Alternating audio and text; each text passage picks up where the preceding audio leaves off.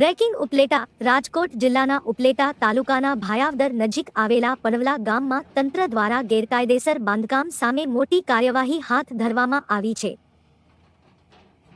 કુખ્યાત અલી મોહમ્મદ સોઢાના રહેણાંક મકાન પર આજે દાદાનું બુલડોઝર ફરી વળ્યું.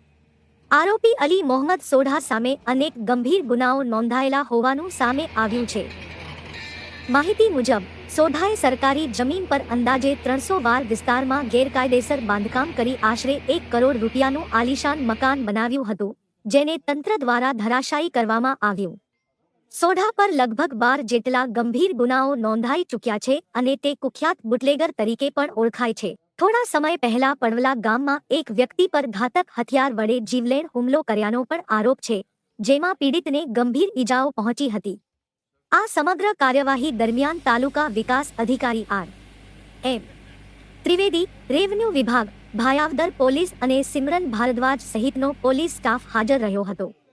કાર્યવાહી બાદ સમગ્ર પડવલા ગામને પોલીસ છાવણીમાં ફેરવી દેવા આજરોજ તારીખ 1 મઈ 2026 ના રોજ રાજકોટ ગ્રામ્ય જિલ્લાના ભાયાવદર પોલીસ સ્ટેશનના પડવલા ગામ ખાતે એક મોટું ગેરકાયદેસર દબાણ હટાવવામાં આવ્યું છે. આ દબાણ સરકારી જગ્યામાં લગભગ 300 ચોરસ વારમાં ગેરકાયદેસર બાંધકામ કરી એક આલીશાન મકાન જેની કુલ કિંમત આશરે 1 કરોડ રૂપિયા જેટલી હશે.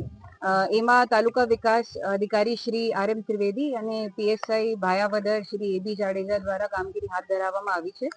એમાં જે આરોપી છે જેના દ્વારા આ ઉભો કરવામાં આવ્યો છે એનું નામ છે અલી મોહમ્મદ તૈયબભાઈ શેઠા, જેનો ગુનાહિત ઇતિહાસ એવું છે કે એને 1985માં એક ખૂનની કલમ મુજબ જેલની સજા થઈ છે, જેમાં પછી એના ઉપર બીજા પણ 12 ગુના નોંધ કરવામાં આવ્યો છે.